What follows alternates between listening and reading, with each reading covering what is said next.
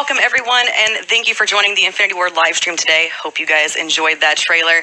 My name is Ashton. I'm the community manager here at the studio, and today I'm joined by two very special guests. Gentlemen, introduce yourselves. Hi, I'm Lee Ross, Associate Project Director for Zombies. And I'm Jake Geiger. I'm the Art Director on Zombies. So we just saw a pretty badass trailer. Yes, indeed. Excited to finally be able to show it to everyone. I know the chat's going absolutely crazy right now. So what are your guys' role in regards to Zombies? What do you do here? I'll let Jake start first. Tell us about yourself. Basically, I get to head up the awesome Zombies art team that we have here. So, I mean, it's a great team of guys, and I'm privileged to be able to be the one that steers them in the right direction. Yeah. And of course, he does all the cool stuff too, like come up with these awesome posters that we make, like the Zombies in Spaceland poster and the Rave and the Redwoods poster, which I've been teasing, and I promised to put it on my Twitter at some point. What my role here is at the studio, I'm kind of in charge of the whole story of what we're kind of building and all these characters, and I also have my finger in every other little pot, including Jake sometimes, and the animation teams, and I'm always looking for us to bring the best experience forward that we possibly can. So along with Brian Bright, we sort of oversee this whole big process, and we're just having a rocking good time doing it. I know, these guys sit across from me, and I just hear them going on and on about all this cool stuff. So this is in our first DLC of the season. Rave and the Redwoods is part of DLC Sabotage. It comes out first on PlayStation 4 on January 31st next week. So when we talk about Rave and the Redwoods, how is Zombies in Spaceland tying into that? How does this flow work? Well, what's really sweet about it is we get to take those four awesome characters that we got to meet in Spaceland, and we get to jump them into this next film. Right. They get to continue their story, and we also get to learn more about this really evil director, Willard Wyler. And really this episode, we want to really tell that backstory to Willard Wyler. We want to tell everybody just how nasty and how bad he is and all the terrible things that he's done. And hopefully people will turn around and go, wow, that guy's really messed up. I hope they say that. I hope they say he's really messed up. So let's jump a little bit more into Rave. You've been tweeting some stuff out. There's just been little snippets here and there. So let's talk about the location. So I think we have a map showing and a logo showing this new location. So tell me a little bit about Bear Lake. Where did this inspiration come from? For that, we really, when we started off with this, we had, on the first map we had Spaceland, and then for the next one we wanted to kind of explore a different horror genre, and one of the ones that kept coming up in conversations was the sort of the classic like 90s slasher flicks. And so when we started talking about that more, the general thing that everyone always gravitated towards was, it's always the slasher and the teenagers and the summer camp and that kind of stuff. And so that's how we really grabbed onto that, and everyone seemed super into it. And from there it was like I grew up in Big Bear in the mountains north of LA, and so for me growing up, that was like my childhood was going to summer camps and kind of being in that atmosphere and everything like that. So it was really fun to kind of find all the reference we needed and work with all the guys to figure out how to kind of make this map not an exact replica of someplace, but really to capture that feel.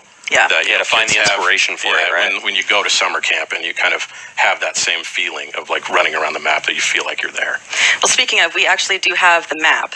Yeah. Much like we had for Spaceland in the theme park, we do have a map. Oh, there it is. Right, there it is. And that is the layout, guys. I mean, what you're seeing there, that's what you're going to be running through. That's what you're going to be checking out. Yep. And there's stuff to pay attention to on that map. So when you see it in game, make sure you pay attention to that. Make sure you're checking out all those key locations. Very, very cool. I know a lot of people are going to want those map folds out like we had for Spaceland. Right. There's those posters, which is awesome. So now we have these characters now in this new setting. We're in the 1990s. So how does this change the way they act and the way they talk and all of that good stuff? Yeah, that's a great question. This was all about us capturing that era and us bringing these characters into archetypes that we felt really established what that time period was. Obviously we're taking players into this rave, but there's a whole bunch of other character archetypes during that time period. So as you guys got to see, we're rocking Sally as a gangster now. That's a big change from her coming as a Valley girl, where she was, the soft and sweet girl. But Sally's a badass now. She's going to come in and she's going to be tough. She's got the sort of claw nails. She's got the finger tattoos going on. She's got her bandana going on. So she's really stepping it up quite a bit. And then of course our nerd Poindexter, he's our raver now. We wanted to have someone that was true to what we were, bringing to the table for Rave in the Redwoods. So he's going from being this sort of super knowledgeable character to almost someone they have to really pay attention to, because this guy might get himself into trouble if they don't keep an eye on him. He's really into perk candy and stuff like that. So they're keeping an extra special eye on him. And then, of course, Jay's character, the rapper, grunge was a big thing in the 1990s, one of my favorite bands of all time, Nirvana, man. I mean, we were really trying to capture that feel. So he's got the flannel going on, but he's got another flannel going on. He's got the ripped jeans going on, the classic Converse style shoes. And his character really, he's going for like a really kind of a party dude, man. So he's stepping away from his sort of his rap persona and stepping into that. And last but not least, AJ, we're bringing him into a completely new role from being the jock. The jock, he was sort of this sort of hotshot, cool guy that thought he was, better than the rest of the team. But now he's sort of a hip-hop wannabe, almost like Vanilla Ice, really. That's really was the inspiration to creating this character, was, this guy who, was kind of street savvy, or thought he was street savvy, thinks he's really cool. He loves his threads. He loves his gold chain even more.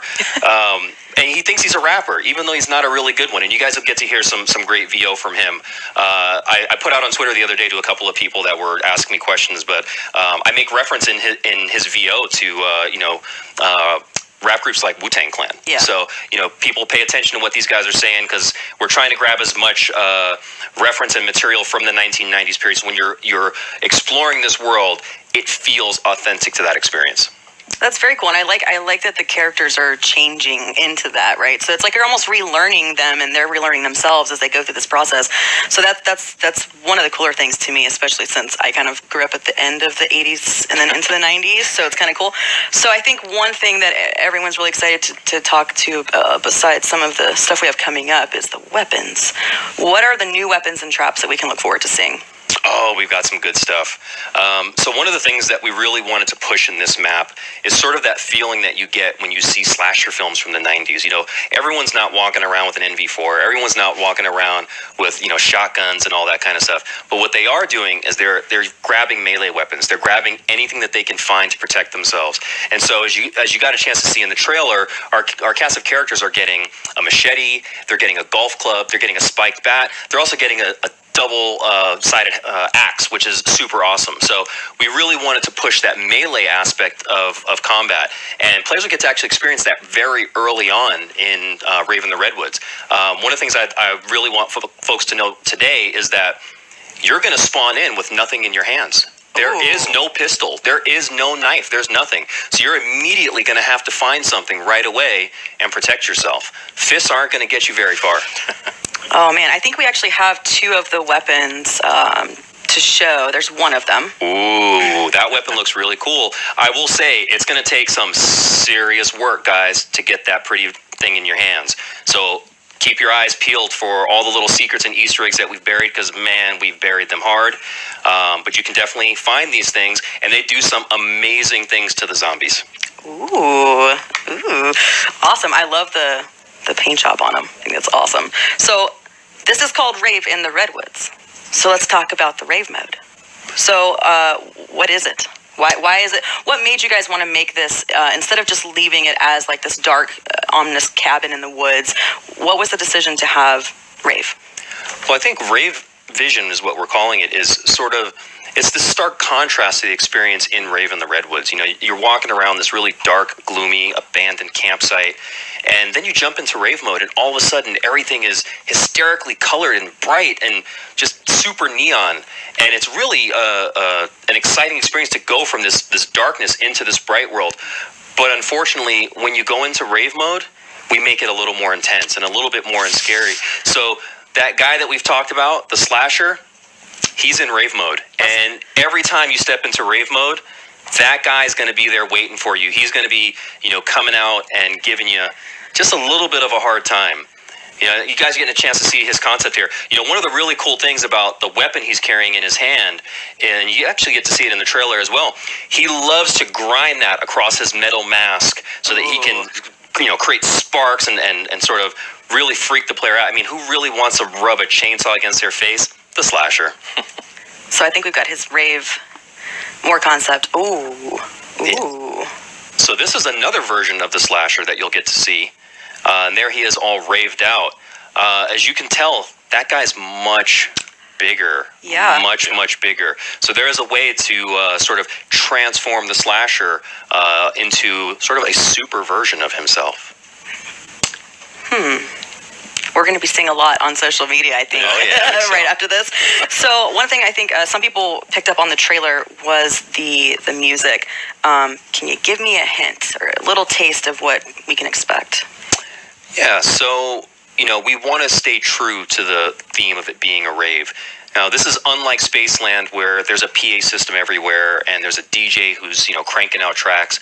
But when you're in the rave area of the map, you know, we want to have, you know, tracks spinning up that make you feel like you're in a rave. So even as you begin to approach that area, you can start to see the lights, you can start to see the sound, all sort of the feel of that experience. And you might hear things like Alien Sex Fiend that'll be rocking out there, or Crystal Method. So there'll be stuff that takes us back to that 90s period.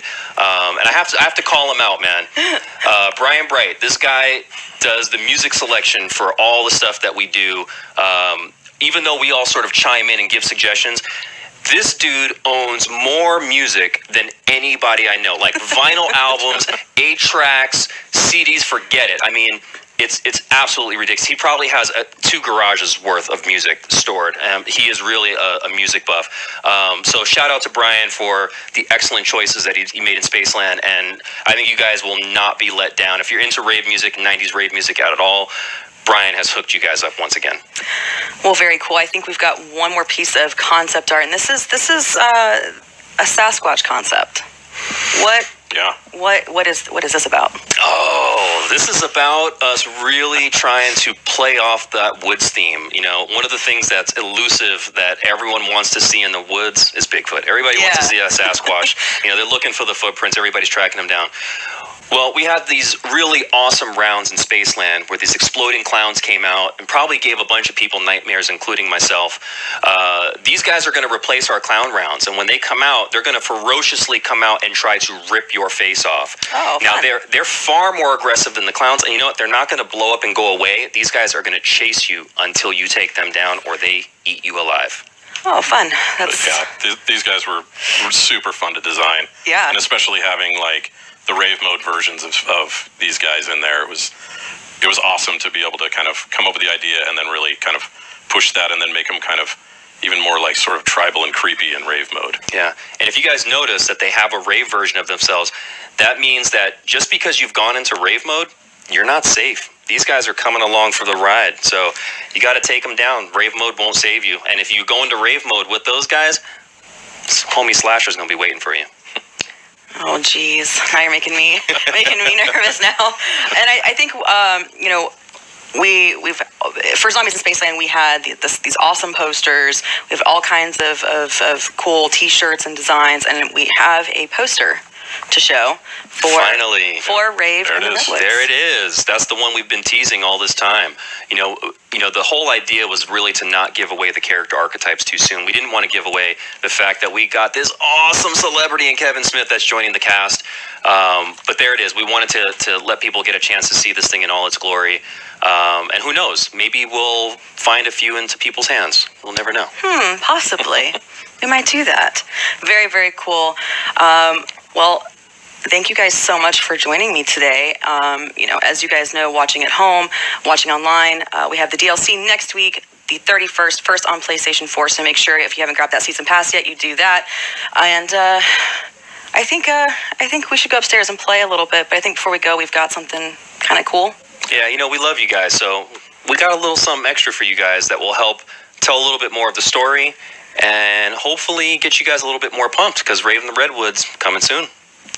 Bye, guys.